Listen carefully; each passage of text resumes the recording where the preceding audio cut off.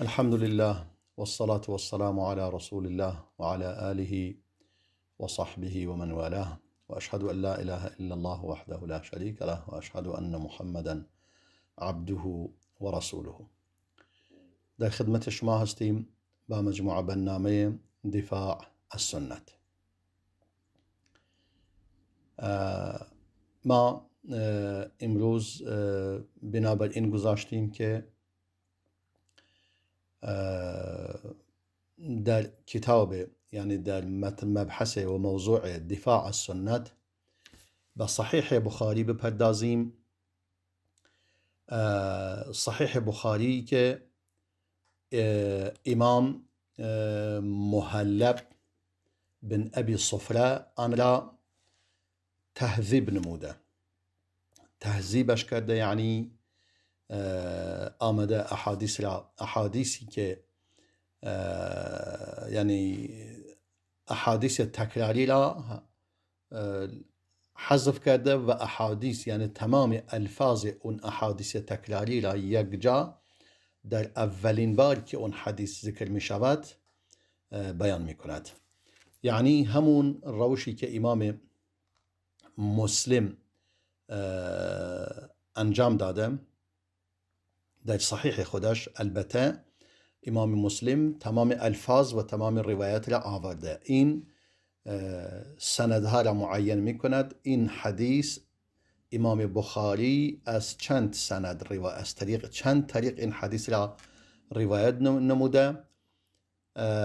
تمام اون طرق، یا بگویم اون وجوه را چند وجه، چون وقتی که طریق وقتی می شود که صحابیش هم متفاوت باشد، اما وقتی که صحابی یکی باشد از چندین وجوه روایت شده باشد، این دیگه هنوز یک طریق محسوب می شود.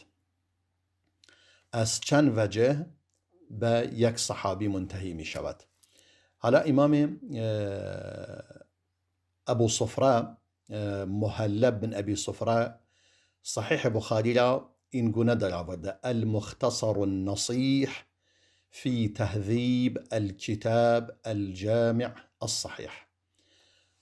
یعنی هم مختصر است، از یک لحاظ مختصر است. مثلا اگر احادیث 7000 و اندیست، این اومده یعنی 7200 حدیث و چیزی است، او اکنون آمده احادیث را به تعداد بسیار از اون کمتر در آورده و در نتیجه یک نوع اختصار هست. اما از یک لحاظ دیگرم کل فواید امام بخاری را آورده. مثلا امام بخاری این حدیث را در چند باب آورده، بعدا در آخر آن بیان می کند این حدیث امام بخاری در فلان باب و فلان باب و فلان باب آورده، ذکر نموده.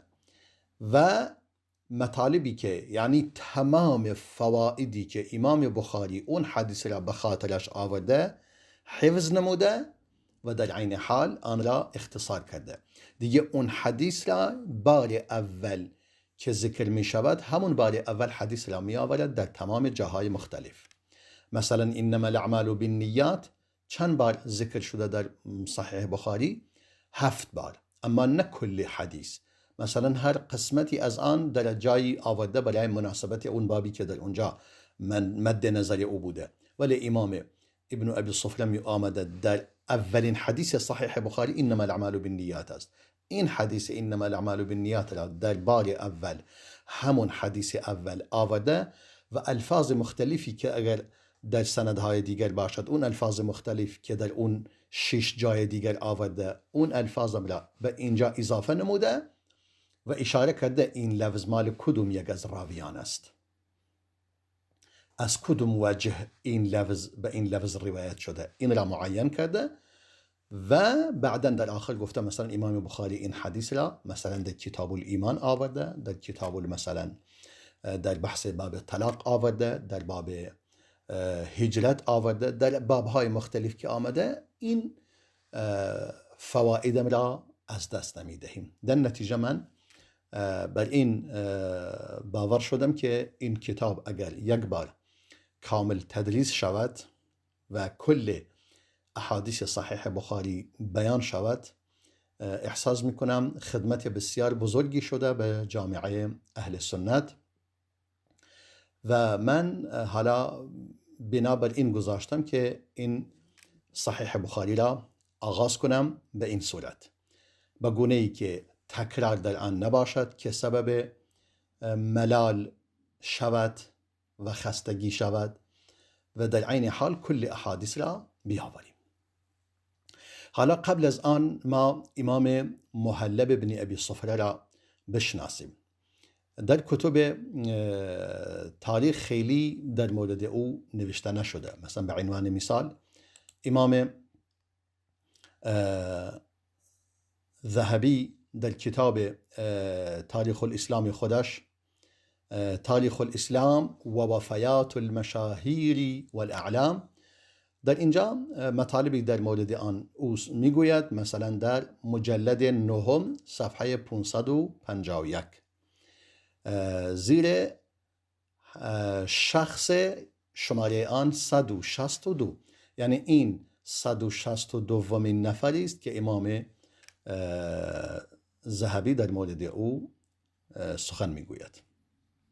میگوید محلب فرزند احمد است، فرزند ابی صفره اسید، ابو صفره اسید است که کنیش ابو القاسم اسدی است و متوفای 435 هجری است. متوفای 435 هجری، یعنی در تقریبا ابتدای قرن پنجم وفات یافته. میگه از اهل مریه است. مریه که از مریه شهر بزرگی است از توابع البیره در ولایت در اندلس، یعنی اون موقع اندلس قدیم که میشه اسپانیای امروز، که مریه و بجانه دو تا دروازه شرقی هستند و از آنجا تاجران سوار می شوند و بارهای خود را در اونجا باز می کنند.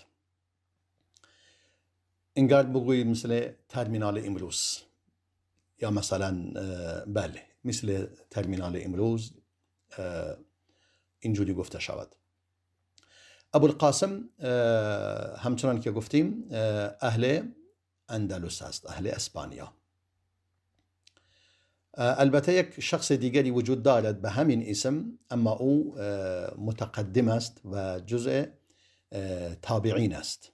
تابعین یعنی کسانی از اون افرادی است که صحابه را ملاقات نموده. فارس قبیله ازد و مرد دولت اموی و امیر پیروز و سربلند و اسم محلب بن ابی صفره ازدی از طبقه تابعین و دارای حوادث و معارک فراوانی است و کسی است که خوارج را شکست داده و اخبار فرزندان او در یعنی مشهور است.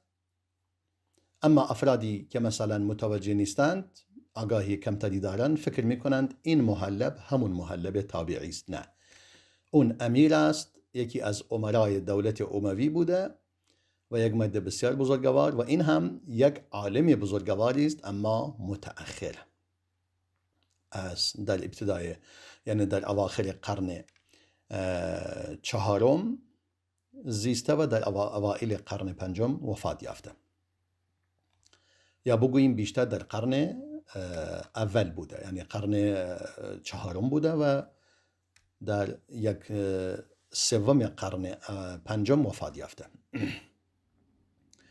حالا این مرد بزرگوار با ابوالقاسم، یعنی ابوالقاسم محلب بن ابی صفره، همراه ابو محمد اصیلی بوده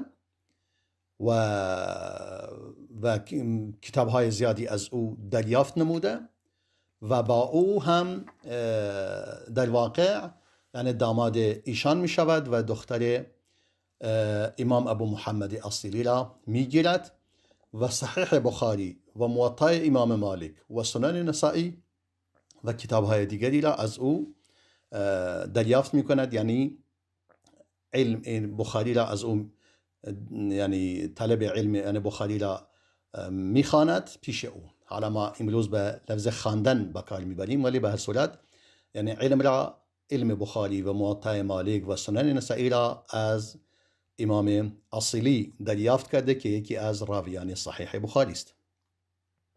سپس ابوالقاسم به مشرق زمین رفته برای طلب علم، همچنان که شیخش اصیلی قبلا همون جاها را رفته بود. در قیروان علم را دریافت نموده و در مصر و در مکه و در مشرق از جماعتی از حفاظ مانند ابوالحسن قابسی قیروانی و ابو ذر هلوی و همچنین از آنها صحیح بخاری و غیر آن را روایت نموده. یعنی همچنان که صحیح بخاری را از طریق ابو محمد اصیلی روایت می کند، از طریق ابوالحسن قابسی قیروانی و ابو ذر هلوی هم روایت می کند. یعنی از 3 طریق که راویان صحیح بخاری هستند بخاری را شنیده. و یحیی بن محمد طحان و از اون هم دریافت نموده، و ابوالحسن علی بن محمد قزوینی و ابو حسن علی بن فهر و عبدالوهاب بن حسن بن منیر خشاب و برادر خودش، از برادر خودش هم علم دریافت نموده، عبدالله و ابو بکر بن یزید انطاکی. عبدالله و ابو بکر بن یزید از اونم گرفته، و محمد بن عباس و ابو جعفر بن مسمار و ابو عبدالله بن یسار و ابو بکر بن ابراهیم بغدادی معروف به ابن الحداد و ابو اسحاق مصری از اون هم علم دریافت نموده، و ابو عبدالله بن صالح مصری و از محمد بن شاکر و از ابو الحسن طائی که معروف به ابو الحسن طائی عابد، اون هم از اون هم روایت می کند و از کتاب های او. و همچنان که گفتیم محلب از برادر خودش ابو عبدالله محمد علم دریافت نموده، ابو عبدالله هم از او دریافت کرده از خود او. و محلب از شرح برادرش بر ملخص ابی الحسن قابسی برای صحیح بخاری از اون خیلی استفاده کرده و کتاب خودش را یعنی پر کرده از نقل از برادرش. و برادرش همین برادرش که اسمش یعنی ابو عبدالله که اسمش محمد بود در شهر قیروان فوت می کند. سپس محلب به اندلس برمی گردد و قاضی می شود در شهر مالقه و خودش را فارغ می کند برای صحیح بخاری، برای تدریس صحیح بخاری، تحدیث و تدریس و شرح. تحدیث یعنی حدیث روایت کردن و تدریس کردن و شرح کردن آن، تا اینکه مردم از او دریافت می کنند و کتاب صحیح بخاری به سبب او در منطقه مشرق زمین مشهور می شود. اصلا خود اون هم مشهور به صحیح بخاری بوده و محلب یادی از محلب نمی شود مگر اینکه صحیح بخاری با او ذکر می شود. حالا ببینیم چه کسانی از امام محلب بن ابی صفره حدیث را روایت کردند یا علم را دریافت کردند. ابوالقاسم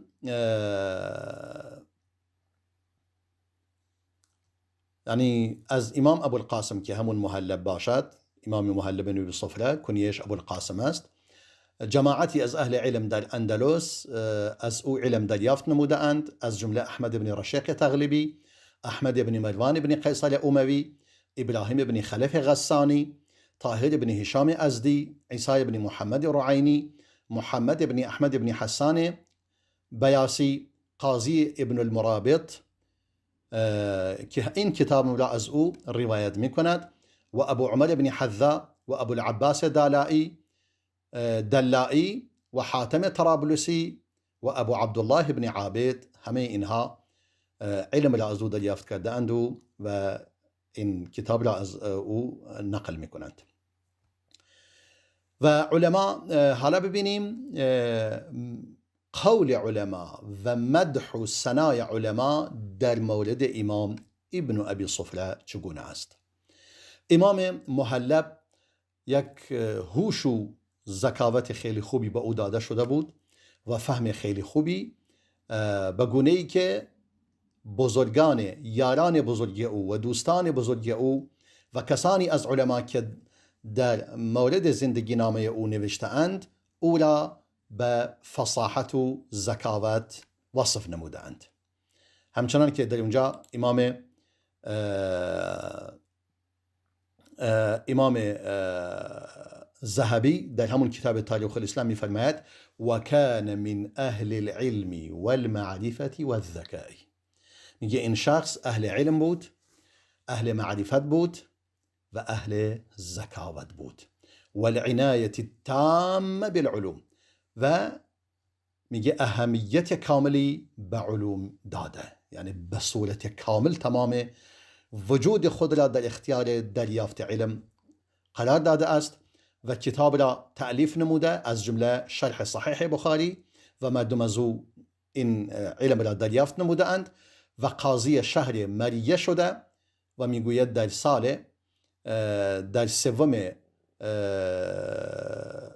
در 13 ماه شوال وفات یافته.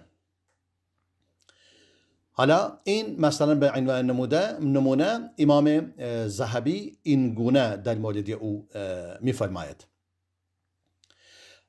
شاگردش ابو عمر بن حزام میفرماید کان اذهن من لقیتو و افهمهم و افصحهم. میگه من این شخص امام ابن ابی صفره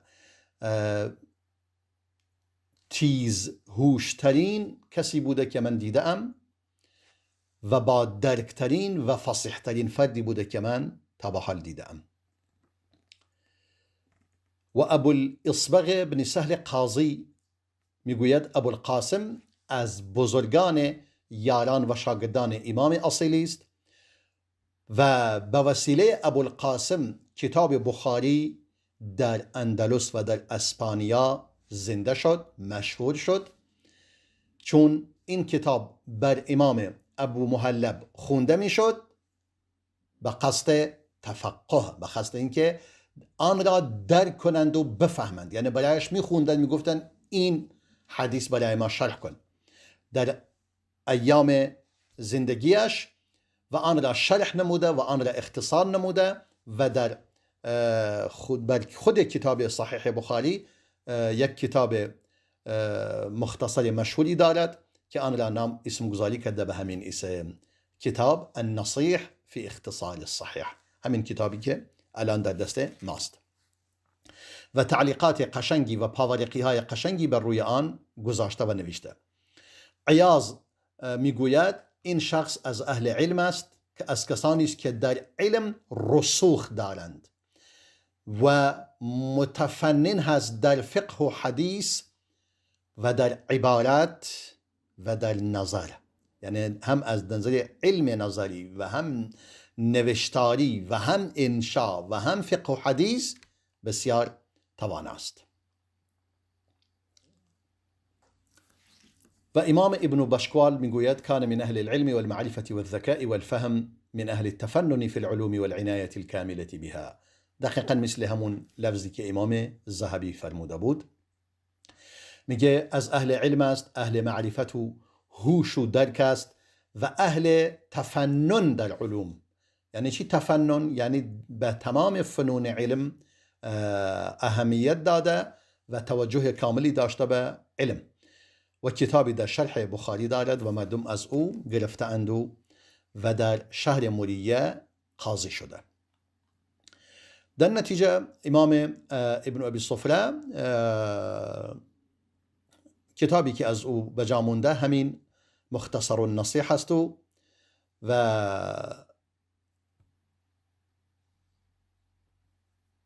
میگه شرح محلب را و یک شرحی را دال شرح محلب را مختصر نموده قاضی محمد بن خلف بن مرابط اندلسی صدفی که متوفای سال 485 است و زاد علیه فوائده.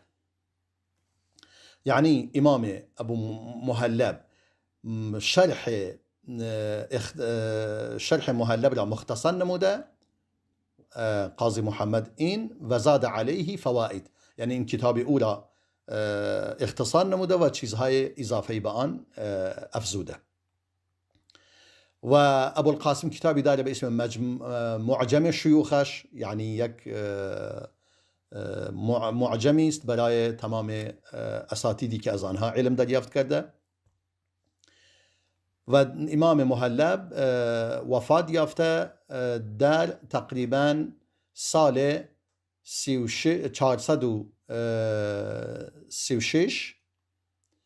بعضی گفتند 435 و بعضی هم گفتند 433 که ظاهرا همون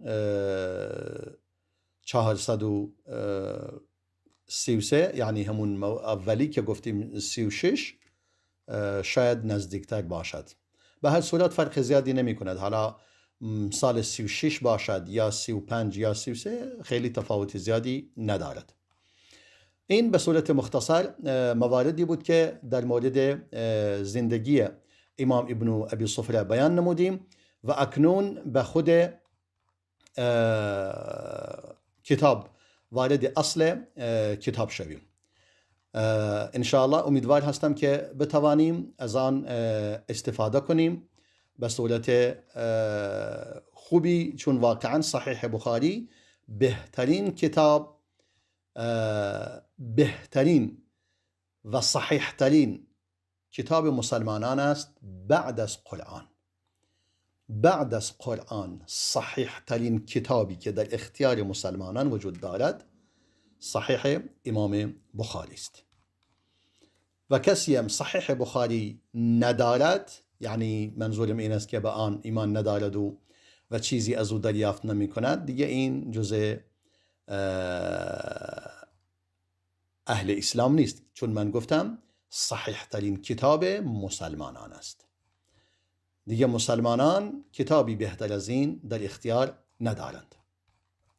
حالا این کتاب امام بخاری با این شهرت و با این قوت و با این تأکیدی که تمام علمای این امت از شرق و غرب جامعه اسلامی بر این کتاب و صحیح مسلم اتفاق دارند، به همین خاطر می‌فرماید امام ابن صلاح شارزوری می‌فرماید علم یقین به تمام آن چیزی که در این دو کتاب وجود دارد، به تمام آن احادیثی که در این دو کتاب وجود دارد، یعنی انسان به صورت قطع میتواند بگوید اینها کلام رسول الله هستند، مگر تعداد بسیار اندکی از اون احادیثی که بعضی از اهل علم از آن نقد گرفته‌اند، مثلا امام دارقطنی. امام دارقطنی ایرادی بر چند تا از احادیث مثلا صحیح بخاری گرفته که گفته آقا این چند حدیث در اون رده بالا نیستند که امام بخاری فرموده، وگرنه همه صحیح هستند. حالا این امام ابن ابی صفره کتاب را آنچنان آغاز می کند، می فرماید من الان کتاب را آغاز می کنم با، یعنی کارم را آغاز می کنم با اختصار کتاب الكتاب الجامع الصحيح الذي، کدوم کتاب؟ یعنی همون صحیح بخاری که حدثنا به سماعا، همون کتاب صحیح بخاری که برای ما تحدیث نموده به صورت سماع، یعنی من شنیدم. چه کسی این کتاب را برای ما خونده و من شنیدم؟ حدثنا. وقتی که علما میگوین حدثنا، یعنی من وقتی که این شیخ این کتاب را برای من یا اون احادیث را برای من بازگو نموده، من خودم تنها نبودم، تعداد طلاب و شاگردان دیگری همراه من بودند، من تنها خودم نبودم. حدثنا به، این کتاب صحیح بخاری را برای ما تحدیث نموده، روایت نموده، سماعا، به صورت سماع، شنیداری، یعنی او گفته من شنیدم. چه کسی؟ چرا گفته سماعا؟ چون بعضی به صورت قرائت، یعنی من خودم خوندم او شنیده. اگر قراءة علیه باشد یعنی طالب حدیث را میخوند، شیخش میشنود.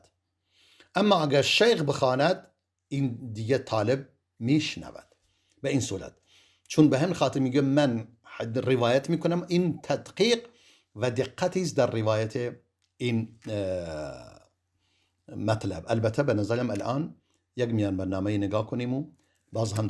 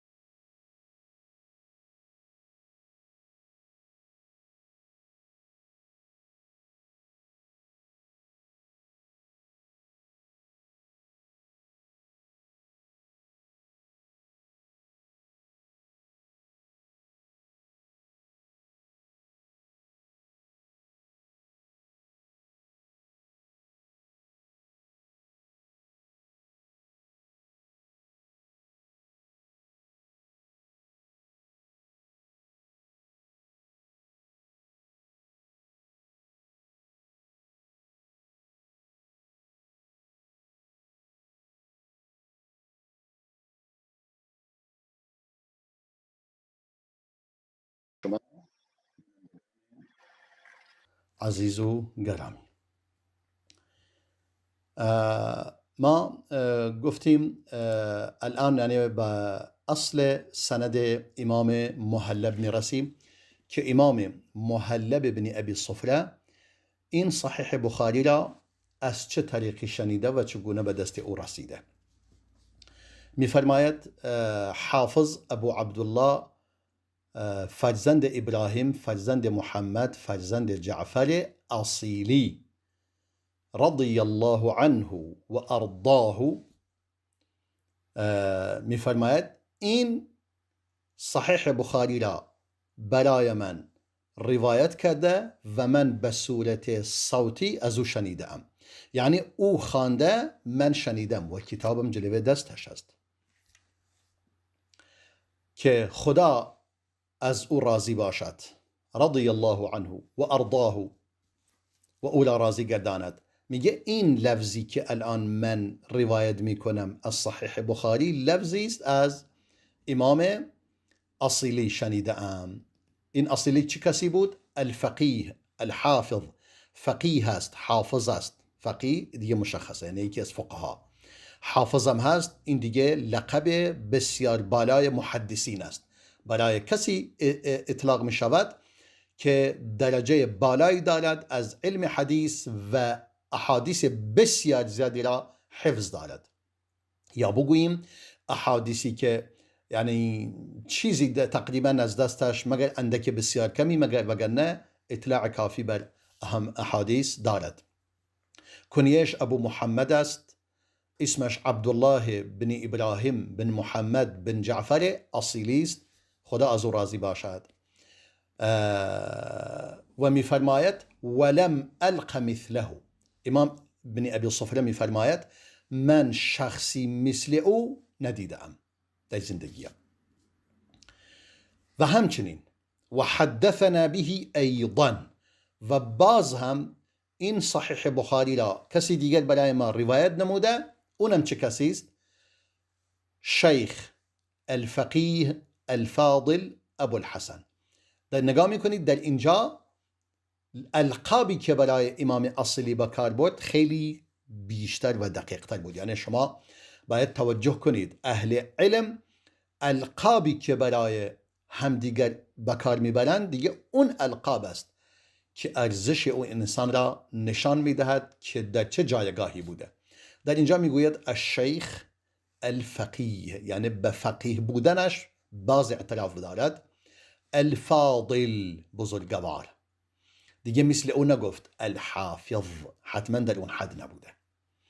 از لحاظ فقه که والا بوده، راحت تونسته بیش بگوید فقیه است. ابو الحسن محمد بن خلف قابسی که رحمه الله برای او گفت رضی الله عنه و ارضاه، برای این میگوید رحمه الله و اکرم مثواه اجازتا. دقت کنید، میگه رحمت خدا بر او باد و پروردگار جایگاه او را گرامی بدارد. خیلی فرق میکند. کلمه رضی الله عنه معمولا معروف است برای اصحاب رسول الله استفاده می شود که قرآن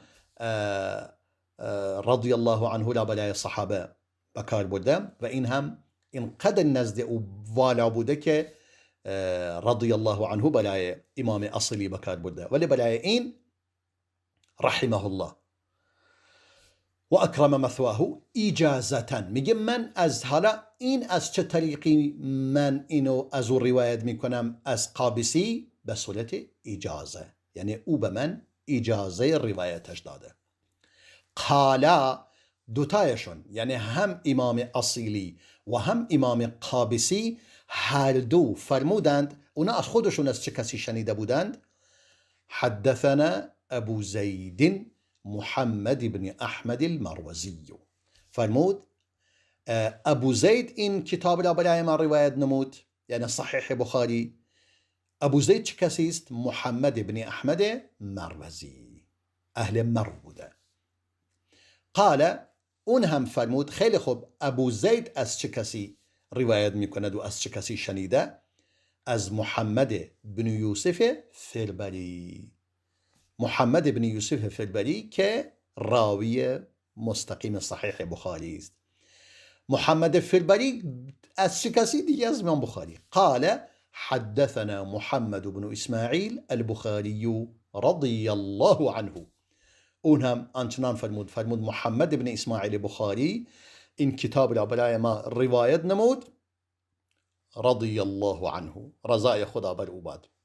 این هم برای رضی الله عنه برای امام بخاری بکار بوده، چون جایگاه بسیار والایی دارد. پس سند امام محلب با چند نفر به امام بخاری رسیده؟ یکی امام اصیلی و امام قابسی که در ردیف هم هستند. این یک، یعنی اینا دوتا از دوتایشون کتاب را دریافت نموده، از یکی به صورت سماع، از یکی به صورت اجازه، و اعتمادش بر اون بوده که به صورت سماع شنیده، یعنی صدا لفظ را از امامش دریافت نموده، شنیده، و به همین خاطر الفاظی که از او شنیده بر آن اعتماد کرده. ولی این کتابم را از امام قابسی دریافت کرده. حالا این یک حلقه اول، حلقه این سلسله، اولین حلقه اش امام اصیلی و امام قابسی که در عرض هم هستند، همزمان، یعنی از این دوتا گرفته. و مورد دوم ابو زید محمد بن احمد مروزی، این حلقه دوم سلسله. و حلقه سوم امام محمد بن یوسف فیلبری. و حلقه چهارم خود امام بخاری. یعنی با 3 نفر به امام بخاری رسیدند، با 3 تا حلقه. و گاهی امام بخاری از خودش با 3 تا حلقه به رسول الله میرسد. یعنی ما در صحیح بخاری ثلاثیات داریم. یعنی چی؟ یعنی احادیثی داریم با 3 تا حلقه به رسول الله رسیده، با 3 تا فرد. احادیثی داریم رباعیات، با 4 نفر به رسول الله رسیده. دیگه احادیث از اون بالاتر دیگه زیاد است. اونایی که با 3 نفر به رسول الله میرسد کم است. حالا امام بخاری کتاب را چگونه آغاز می کند؟ می فرماید بسم الله الرحمن الرحیم.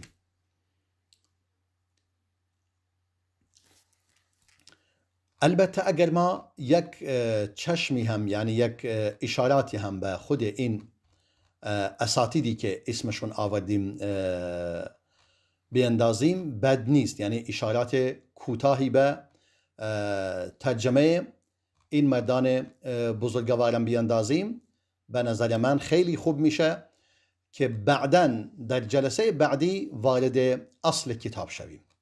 در جلسه بعدی وارد اصل کتاب شویم.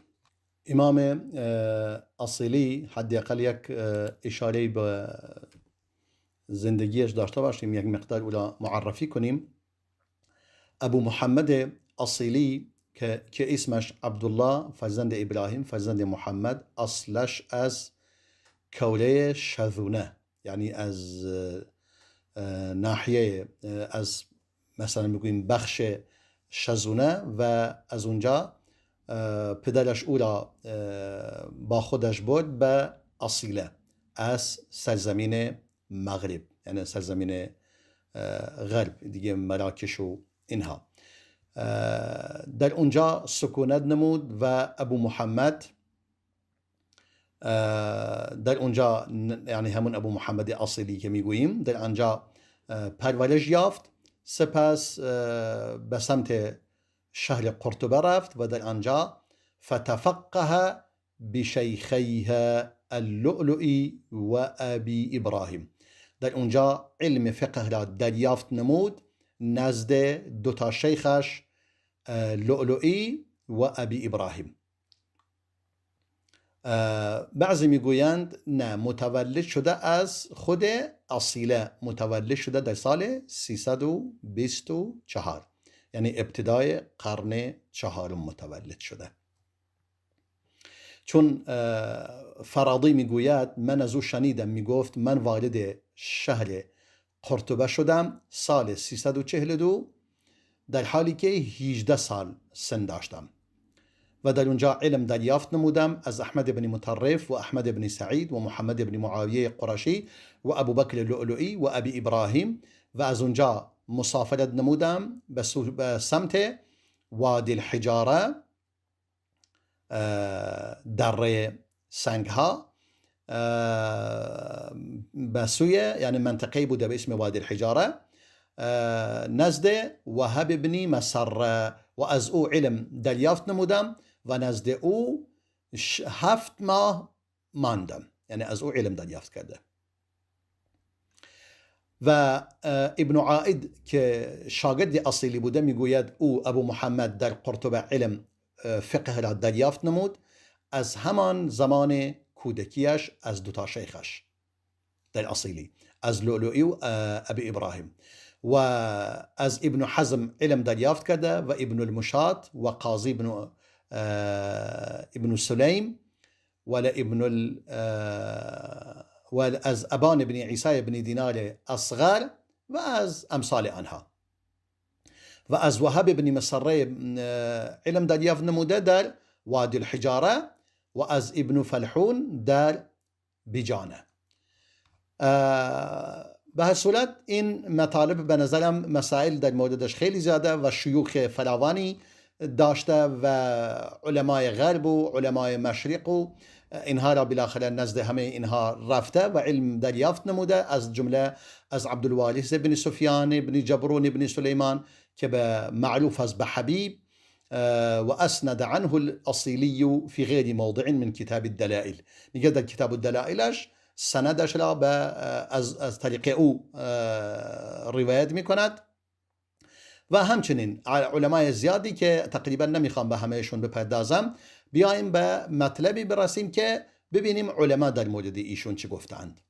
ابو اسحاق شیرازی میگوید و ممن انتهى الیه هذا الامر من المالکیه بالاندلس ابو محمد الاصیلی و انتهت الیه الرئاسه، یعنی یکی از این کسانی که واقعا علم و دانش به او رسید از مالکی ها در سرزمین اندلس اسپانیا ابو محمد اصیلی بود که ریاست و بزرگی این علم به او منتهی شد. ابن عفیف میگوید امام اصیلی رحل، یعنی مسافرت نموده برای طلب علم، تفقه، فقه را دریافت کرده، فاحتوى على علم عظیم، علم بسیار بزرگی جمع نمود و قدم الاندلس ولا نظیر له فيها في الفهم والنبل، وارد اندلس شد در حالی که نظیری برای او وجود نداشت در اندلس از لحاظ فهم و از لحاظ شرافت و بزرگی. و غیر از او، غیر از ابن عفیف میگویند کان من جلة العلماء نسیج وحده، یعنی یک از علمای بزرگ بود. نسیج وحده یعنی میتوانید بگویید دیگه تنها، تک و تنها کم نظیر بود. به شهرهای مختلفی مسافرت نمود برای طلب علم و موادان زیادی را ملاقات نموده و علم را از آنها دریافت کرده و تفنن فی الرأی و در رأی و نظر و در علم نظری و رأی دارای تفنن زیادی بود و حدیث را نقد نموده و علل حدیث را بررسی نموده و کتابهای بسیار سودمندی را تألیف نموده. و امام محلب بعد از این که در مورد مشایخ خودش در معجمش سخن میگوید میفرماید از همه بزرگتر از لحاظ علم و فقه و از لحاظ ثابت شدن و مطمئن بودن از لحاظ نقل و صحیح بودن ضبط و تسجیل و نوشتنی که چیزی را که ثبت نموده اند از همه صحیح تر و ارفعهم حالا و حالش که از همه والاتر بوده و اعدلهم قولا و سخنش از همه دقیق تر بوده ابو محمد الاصیلی.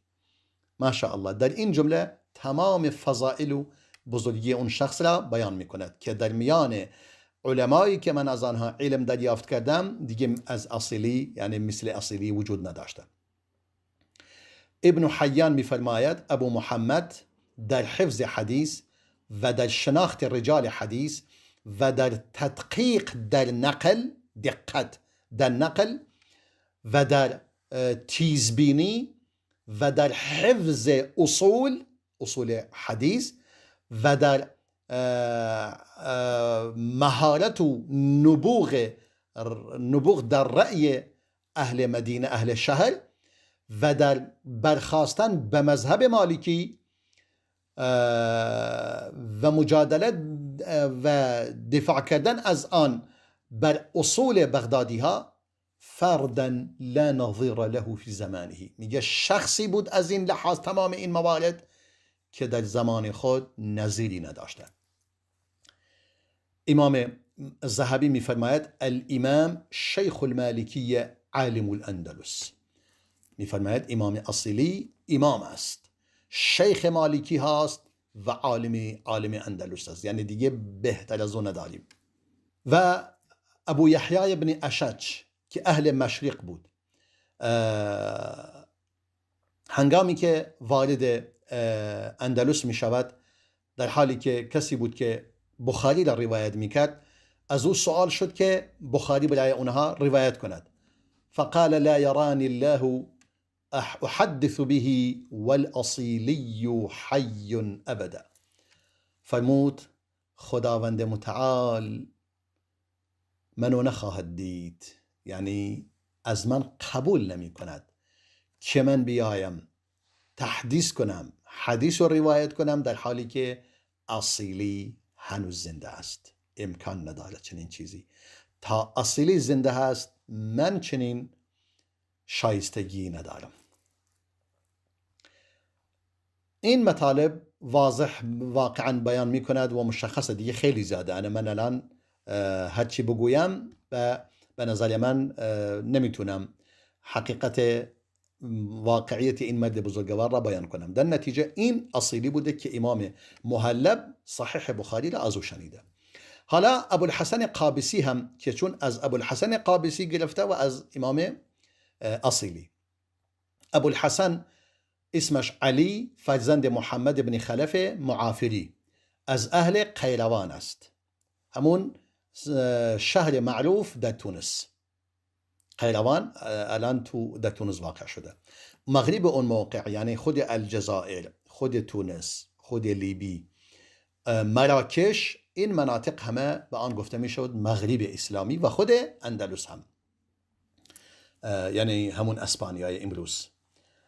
این مناطق مغرب بوده که الان هم غرب از دیگه. امام ابوالحسن علی بن محمد بن خلف معافری قابسی از اهل قیروان بوده، همون سرزمین که گفتیم، که در سال 324 در آنجا متولد شده و کان ضریرا، یعنی نابینا بود. دانی میگوید تولد او در ماه رجب، در حالی که 6 روز گذشته بود از آن در سال 324، یعنی میشه 6/7/324،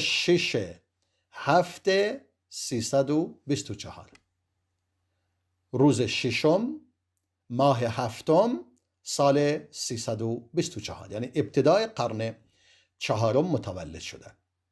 و معروف از بقابسی قیل انها نسبة الى مدینة اسمها قابس بافریقیه. بعضی میگویند چون قابس اسم یک شهری است از شهرهای افریقا، به همین خاطر گفته شده قابسیه، در بین اسکندریه و قیروان، اسکندریه مصر و قیروان تونس. انگار اصلشون به همون شهر برمیگردد. بعضی گفته شده قیل له القابس لأن عمه كان يشد عمامته شدة قابسیه. میگوین به دلیل این بوده که عمویش عمامهش را خیلی شدید میبسته، به همین خاطر اینجوری بهش گفتند. به هر صورت کمی در مورد ثنای علما و مدح علما در مورد امام قابسی. محمد بن عمار حوزنی میگوید متأخر فی زمانه متقدم فی شأنه العلم. میگه از لحاظ زمان متأخر است، در اوائل قرن 4 بوده، اما از لحاظ علم و عمل و روایت و درایت واقعا متقدم است و خیلی جلو است. من ذوي الاجتهاد في العبادة والزهاد ومجاب الدعوة، اهل اجتهاد است در عبادات و اهل زهد بوده و مجاب الدعوه بوده، یعنی دعایش مستجاب می شده. له مناقب يضيق عنها الكتاب عالما بالأصول والفروع والحديث. میگه مناقب و فضائل فراوانی دارد که کتاب از آن یعنی ناتوان است. عالم بوده به اصول و عالم بوده به فروع و عالم بوده به حدیث و غیر از آن از دیگر موارد اصلاح نفس و تزکیه نفس. و ابو عبدالله بن ابی صفره گفته کان فقیه الصدر، یعنی شخصی بوده در از لحاظ فقه در صدارت بوده، همچنان که ما گفتیم اسم فقیه را برایش گذاشته بود. ابو حاتم طرابلسی که صاحب او بوده و همراه او بوده میگوید كان ابو الحسن فقيها عالما محدثا ورعا متقللا من الدنيا. ابو الحسن یک انسان فقیه بوده، عالم بوده، محدث بوده، اهل ورع و تقوا بوده و خیلی زاهد بوده در دنیا. لم ارى احدا ممن يشار اليه بالقيروان بعلم الا وقد جاء اسمه عنده.